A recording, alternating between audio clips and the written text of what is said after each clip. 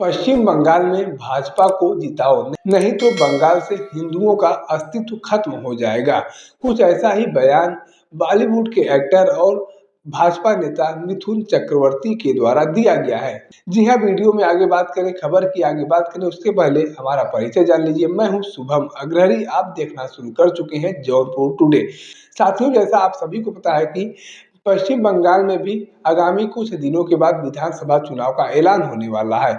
ऐसे में सभी राजनीतिक पार्टियों के द्वारा अपने अपने वोटों का समीकरण साधना शुरू कर दिया गया है और अलग अलग तरीके से तैयारियां भी शुरू कर दी गई हैं। हालांकि अभी तक यह क्लियर नहीं हुआ है कि विधानसभा चुनाव कब होगा कब नहीं होगा, लेकिन अभी से ही वोटों का समीकरण राजनीतिक पार्टियों की तरफ से साधने का कार्य शुरू कर दिया गया है और कहीं न कहीं भारतीय जनता पार्टी के द्वारा हिंदू वोटों को भी एकजुट करने का प्रयास करना शुरू कर दिया गया है।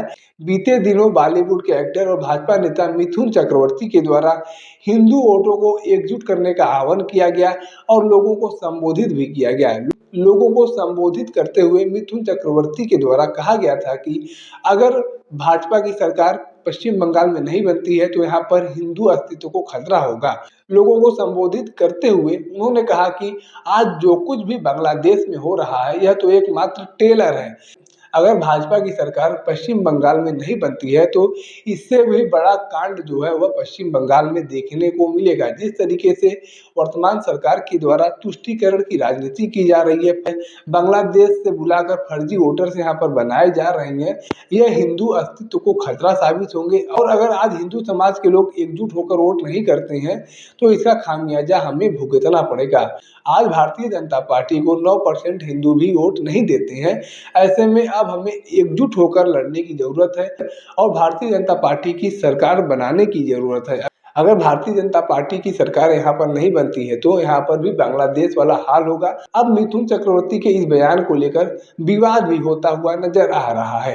एक तरफ जहाँ भारतीय जनता पार्टी के समर्थित लोगों के द्वारा इस बयान का समर्थन किया जा रहा है, तो वहीं टीएमसी जो वर्तमान समय में पश्चिम बंगाल की सत्ताधारी दल है उसके द्वारा विरोध भी किया जा रहा है और कहा जा रहा है कि भाजपा नेता मिथुन चक्रवर्ती के द्वारा जो इस तरीके का बयान दिया गया है यह पूरी तरह से बेबुनियाद है और अशोभनीय है। इस तरीके का कोई कुछ भी यहाँ पर नहीं होने वाला है। पश्चिम बंगाल में सभी समाज के लोग आपस में मिलजुल कर रह रहे हैं और कहीं न कहीं भाजपा नेता का बयान विभाजनकारी भी है। आज पश्चिम बंगाल में हर समाज के लोग खुशी से रह रहे हैं, एक दूसरे के साथ मिलजुल कर रह रहे हैं, लेकिन इन लोगों के द्वारा यहाँ पर विवाद बढ़ाने का कार्य किया जा रहा है, नफरत की आग घोलने का काम किया जा रहा है। लेकिन अब यहाँ पर एक बात तो क्लियर हो गया है कि विधानसभा चुनाव से पहले यहाँ पर हिंदू वोटों को एकजुट करने का भारतीय जनता पार्टी के द्वारा भरसक प्रयास किया जा रहा है।